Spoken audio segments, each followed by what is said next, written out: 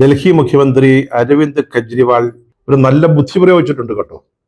ചമ്പൈ സോറിനെ മുഖ്യമന്ത്രിയാക്കിയ സംഭവം അതുപോലെ സംഭവിക്കാതിരിക്കാൻ വളരെ ബുദ്ധിപൂർവം കെജ്രിവാള് കരുക്കൾ നീക്കിയിട്ടുണ്ട് എന്ന കാര്യത്തിലും യാതൊരു സംശയവുമില്ല. അങ്ങനെയാണ്, അല്ലെങ്കിൽ അതുകൊണ്ടാണ് സിസോദിയയും മന്ത്രിസഭയിലേക്കില്ല എന്ന് പ്രഖ്യാപിച്ചുകൊണ്ട് കെജ്രിവാളിനൊപ്പം ജനങ്ങൾക്കിടയിലേക്ക് ഇറങ്ങാനായിട്ട് തീരുമാനിച്ചിരിക്കുന്നത്.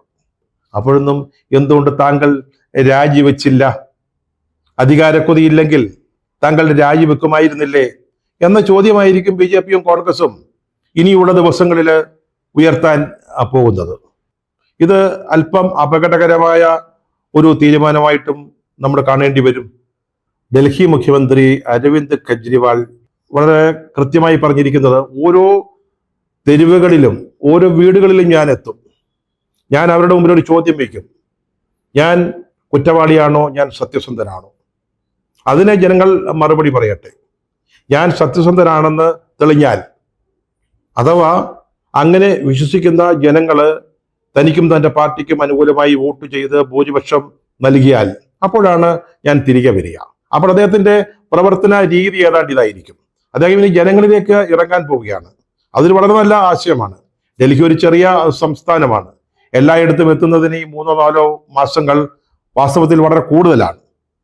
അപ്പോ ജനങ്ങളുമായി സംവദിച്ചുകൊണ്ട് താനൊരു കുറ്റവാളിയല്ല, സത്യസന്ധനായ ഒരു വ്യക്തിയാണ് എന്ന് തെളിയിക്കാനുള്ള ഒരു ശ്രമമായിരിക്കും ഇനി വരും ദിവസങ്ങളിൽ കെജ്രിവാൾ നടത്തുക.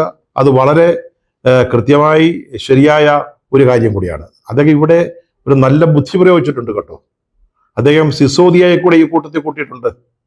അദ്ദേഹവും ഇത് തന്നെയാണ് തീരുമാനിച്ചിരിക്കുന്നത്. അദ്ദേഹം ഇപ്പൊ ജാമ്യം കെട്ടി പുറത്തു നിൽക്കുക. പക്ഷേ അദ്ദേഹം മന്ത്രിസഭയിലേക്ക് തിരികെ പോകുന്നില്ല. അത് അദ്ദേഹത്തെ കൊണ്ട് പറയിച്ചു കഴിഞ്ഞു. അദ്ദേഹവും അല്ലെങ്കിൽ സിസോദിയയും കെജ്രിവാളിനെ പോലെ പ്രചാരണ രംഗത്തേക്ക് ഇറങ്ങുകയാണ്. അഥവാ അദ്ദേഹം മന്ത്രിയാവാൻ തീരുമാനിക്കുകയായിരുന്നുവെങ്കിൽ യാതൊരു സംശയവുമില്ല, പിൻഗാമിയാവാൻ അദൃശ്യേക്കാളൊക്കെ ഏറ്റവും യോഗ്യൻ അല്ലെങ്കിൽ സാധ്യത അദ്ദേഹത്തിന് തന്നെയാണ്. പക്ഷെ അന്നേരവും നമ്മൾ നേരത്തെ പറഞ്ഞ ഈ ജാർഖണ്ഡ് സംഭവമില്ലേ, ഹേമന്ത് സോറൻ പോയപ്പോൾ ചമ്പൈ സോറിനെ മുഖ്യമന്ത്രിയാക്കിയ സംഭവം, അതുപോലെ സംഭവിക്കാതിരിക്കാൻ വളരെ ബുദ്ധിപൂർവം കെജ്രിവാള് കരുക്കൾ നീക്കിയിട്ടുണ്ട് എന്ന കാര്യത്തിലും യാതൊരു സംശയവുമില്ല. അങ്ങനെയാണ്, അല്ലെങ്കിൽ അതുകൊണ്ടാണ് സിസോദിയയും മന്ത്രിസഭയിലേക്കില്ല എന്ന് പ്രഖ്യാപിച്ചുകൊണ്ട് കെജ്രിവാളിനൊപ്പം ജനങ്ങൾക്കിടയിലേക്ക് ഇറങ്ങാനായിട്ട് തീരുമാനിച്ചിരിക്കുന്നത്. അതുപോലെ തന്നെ ഒരു ധാർമ്മികതയുടെ അംശം അല്ലെങ്കിൽ അതിൻ്റെ ഒരു നിറം ഇതിനൊക്കെ നൽകാൻ കെജ്രിവാള് വളരെ കൃത്യമായിട്ട് ഓർത്തിട്ടുണ്ട്. കാരണം ഞാൻ ഇനി മുഖ്യമന്ത്രി ആവുന്നില്ല, എനിക്ക് അധികാരക്കൊതിയില്ലാത്ത ഒരു നേതാവാണ് ഞാൻ. ജനങ്ങളുടെ ഇടയിലേക്ക് വരുന്നു, ജനങ്ങൾ പറയട്ടെ താങ്കൾ സംശുദ്ധിയുള്ള ഒരാളാണെന്ന്, എന്നിട്ട് മാത്രമേ ഞാൻ അധികാരത്തിലേക്ക് വരുന്നുള്ളൂ അല്ലെങ്കിൽ ഒരു പദവിയിലേക്ക് വരുന്നുള്ളൂ. ആ ഒരു ധാർമ്മികതയുടെ രഥമേറി ജനങ്ങൾക്കിടയിലേക്ക് ചെല്ലാനാണ് ഇപ്പോൾ അദ്ദേഹം തീരുമാനിച്ചിരിക്കുന്നത്. അതാണ് അദ്ദേഹത്തിന്റെ ഉദ്ദേശം. അതൊരു നല്ല തന്ത്രം തന്നെയാണ്, യാതൊരു സംശയമില്ല. പക്ഷേ ഈ തെരഞ്ഞെടുപ്പിൽ പല കാര്യങ്ങളും ചർച്ച ചെയ്യപ്പെടുമല്ലോ. BJP അല്ലെങ്കിൽ കോൺഗ്രസ് ചില കാര്യങ്ങൾ ചോദിക്കുമല്ലോ. 6 മാസം അദ്ദേഹം ജയിലിലായിരുന്നു. സെക്രട്ടേറിയറ്റിൽ അദ്ദേഹത്തിന്റെ സാന്നിധ്യമില്ല, മന്ത്രിസഭാ യോഗങ്ങളിൽ അദ്ദേഹമില്ല. അങ്ങനെ അദ്ദേഹത്തിന്റെ അഭാവത്തിൽ വളരെ വളരെ ഇഴഞ്ഞാണ് ഡൽഹിയിലെ ഭരണം മുന്നോട്ട് പോയിരുന്നത്. അപ്പോഴൊന്നും എന്തുകൊണ്ട് താങ്കൾ രാജിവെച്ചില്ല? അധികാരക്കൊതിയില്ലെങ്കിൽ താങ്കൾ രാജിവെക്കുമായിരുന്നില്ലേ എന്ന ചോദ്യമായിരിക്കും BJPയും കോൺഗ്രസും ഇനിയുള്ള ദിവസങ്ങളിൽ ഉയർത്താൻ പോകുന്നത്. അവരുടെ പ്രധാനപ്പെട്ട ഉന്നം എന്ന് പറയുന്നത് കെജ്രിവാളിന്റെ ഈ നടപടിയിലെ ധാർമ്മികമായ അംശം വെറും തട്ടിപ്പാണ് എന്ന് സ്ഥാപിക്കാനുള്ള ശ്രമങ്ങളായിരിക്കും. ഇപ്പോൾ തന്നെ അവർ പറഞ്ഞു കഴിഞ്ഞു, ഇതൊരു PR വർക്കാണ്, ഇതൊരു തട്ടിപ്പാണ്, ഇതിൽ ധാർമ്മികതയുടെയോ അല്ലെങ്കിൽ ജനങ്ങളോടുള്ള പ്രതിബദ്ധതയുടെയോ യാതൊരു അംശവുമില്ല എന്ന് അവർ ഇതിനകം തന്നെ ഒരു നിലപാട് എടുത്തു കഴിഞ്ഞു. പക്ഷെ എന്തായാലും കെജ്രിവാളിന്റെ ഈ തീരുമാനം നടപ്പാവുകയാണെങ്കിൽ 100% അദ്ദേഹത്തിന്റെ രാജി ഉണ്ടാവുമെന്ന് നമുക്ക് വിശ്വസിക്കാം. ചിലരൊക്കെ അദ്ദേഹം എന്തുകൊണ്ട് ഈ 2 ദിവസം രാജി വൈകിപ്പിക്കുന്നു എന്നൊക്കെ ചോദിക്കുന്നു. അതിലൊന്നും വലിയ അർത്ഥമൊന്നുമില്ല, ഒരു കാര്യവുമില്ല. കാരണം അതിനു മുമ്പ് അദ്ദേഹത്തിന് ചില കാര്യങ്ങൾ ചെയ്തു തീർക്കാനുണ്ട്. ആം ആദ്മി പാർട്ടിയുടെ പാർലമെന്ററി പാർട്ടി യോഗം ചേരണം, പുതിയ പിൻഗാമിയെ കണ്ടെത്തണം, പുതിയ മുഖ്യമന്ത്രിയെ നിശ്ചയിക്കണം. അതിന് സമയം വേണം. അതുകൊണ്ട് 2 ദിവസം എടുക്കുന്നതിൽ തെറ്റൊന്നുമില്ല. അത് മാത്രമല്ല, ഇന്നലെ ഞായറാഴ്ചയായിരുന്നു, ഇന്ന് മിലാദി ഷെറീഫാണ്. അതുകൊണ്ട് ചൊവ്വാഴ്ചത്തേക്ക് ഈ രാജി നീണ്ടുപോകുന്നതിൽ എന്തെങ്കിലും ഒരു അപാകമുള്ളതായിട്ട് നമുക്ക് കാണാൻ കഴിയുന്നില്ല.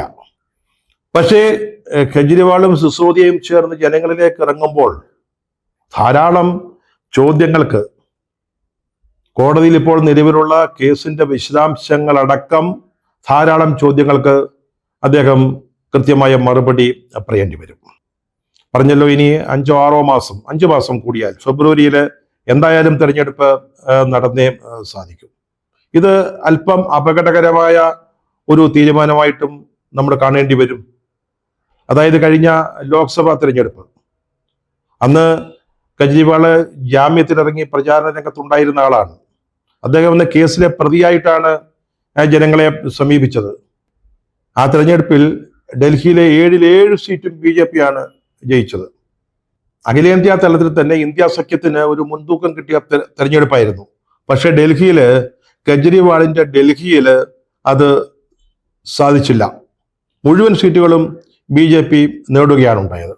അതുകൊണ്ട് തന്നെയാണ് ഇവിടെ ഒരു റിസ്കി എലമെന്റ്, അപകട സാധ്യതയും ഉണ്ട് എന്ന് പറയേണ്ടി വരുന്നത്.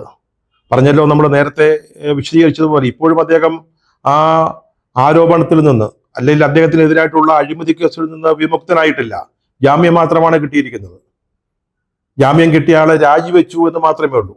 അതുകൊണ്ട് ആ രാജിയുടെ പേരിൽ മാത്രം കിട്ടുന്ന ആനുകൂല്യം ഉപയോഗിച്ച് അദ്ദേഹത്തിന് ഭൂരിപക്ഷം നേടി തിരിച്ചു വരാനാവുമോ എന്നുള്ളതും വളരെ സംശയാസ്പദമായ കാര്യമാണ്. പക്ഷേ അവസാനമായിട്ട് നമുക്ക് ഒരു കാര്യം പറയാം. മുഖ്യമന്ത്രി സ്ഥാനത്ത് ഇരുന്നു കൊണ്ട്, ഈ അഴിമതി കേസിലെ പ്രതിസ്ഥാനത്ത് തുടർന്നുകൊണ്ട് തെരഞ്ഞെടുപ്പിനെ നേരിടുന്നതിനേക്കാൾ ലാഭകരം തനിക്ക് അധികാരമോഹമില്ല എന്ന് പ്രഖ്യാപിച്ചുകൊണ്ട് രാജിവെച്ച് ഒരു സാധാരണ പ്രവർത്തകനായി, ആം ആദ്മി പാർട്ടിയുടെ സാധാരണ നേതാവായി ജനങ്ങളെ അഭിമുഖീകരിക്കുന്നതാണ് കൂടുതൽ ലാഭകരം. അക്കാര്യത്തിൽ സംശയമില്ല.